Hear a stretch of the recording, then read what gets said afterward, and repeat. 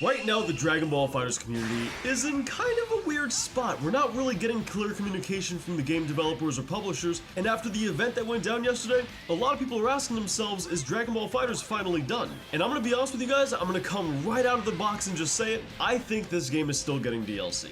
And if anything, yesterday was just about confirmation of that. Now I'm gonna explain why, but before I do, let me come out and say just a couple of things. Dragon Ball FighterZ has a bunch of characters that can still add to the game, a bunch of fan favorites that people would love to see. But let me know in the comments down below, would you guys rather have a sequel or another season? I think I'm getting to the point where I'm starting to prefer the idea of a sequel. But let me tell you guys why I think it is this game's gonna continue to get support. During yesterday's livestream, they made a couple of big announcements. The first of those announcements being that they're actually gonna finish the finals. Remember that? Remember how they never got the chance to actually wrap that up? Well, they're gonna actually give us some closure and wrap up that tournament. But aside from that, they're having more offline and online competitions, as well as another World Championship going from 2022 into 2023. And it's this announcement right here that was really the big kicker, because a big company like Bandai Namco is not gonna shell out a ton of money in order to hold a World Championship if they weren't able to make a profit off of it. We all know Bandai Namco loves to turn a profit. I mean, just look at Xenoverse and how many DLC characters that game has. They clearly love money.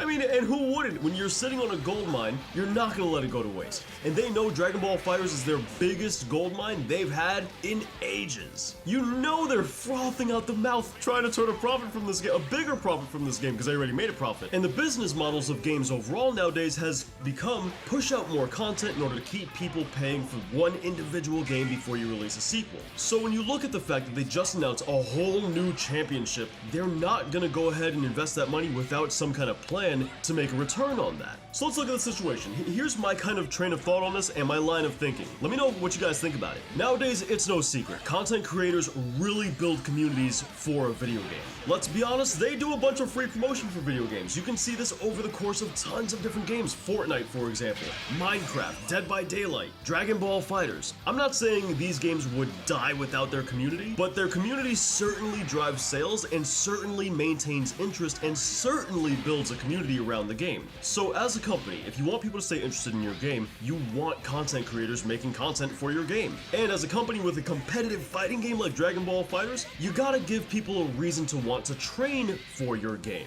If your game isn't relevant, then people aren't gonna want to train in order to actually partake in your tournament. Because, well, the content creator, which a lot of the competitors in the Dragon Ball FighterZ tournaments tend to be content creators, aren't going to want to say yes to training in Dragon Ball FighterZ and saying no to the more relevant games that could be driving them views and subscribers and money if your game isn't staying relevant. If your game can't continue to drive a fan base to the content creators, then what incentive do they have? Why wouldn't they just train for a more relevant game? If they're a professional fighting game player, they're not locked down to one game. They'll go ahead and play a different game if they need to. If they're a good, really big content creator, they're also not going to stay to one game either. They're going to also go to a more relevant game that their fan base is hyped to see. I'll give you a little bit of a brief, really quick rundown example here. I know it's a 3D fighter, but if Jump Force was to go ahead and hold a tournament right now, who's signing up for that? You're not going to see Goichi chomping at the bits for that one. You're not going to see Sonic Fox in the lab for that. You're not going to see Hook Gang God trying to build a team. For Jump Force, it ain't happening. It's not happening.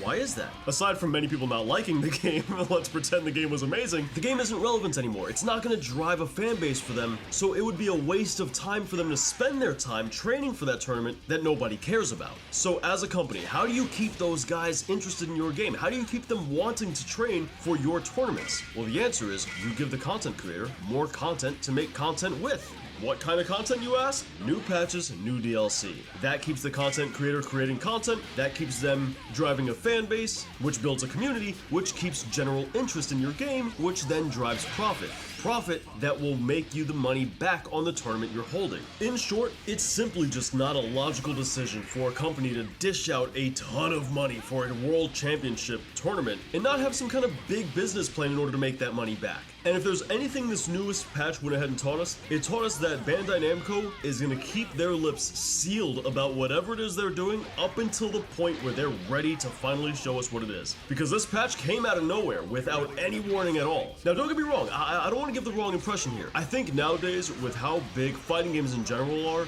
there's always going to be a community surrounding whatever fighting game it is you like to play. I mean, just look at Super Smash Bros. Melee, right? People still play that game. So there's always going to be a core community that definitely loves a game. But we're talking about maintaining interest and continuing to make a profit off a video game that you're still investing in as a company. But on that note, I think a lot of us are starting to want a sequel here. Let me know what you guys think about this in the comments down below. Let's start up a little bit of a conversation about the event that just happened and what you think the future of the game is. But check it out, if you're new here, subscribe. We come out with daily content. You're gonna really enjoy it. We got a couple videos on the screen you can go ahead and check out. I'll catch you guys back here tomorrow. Thanks for watching.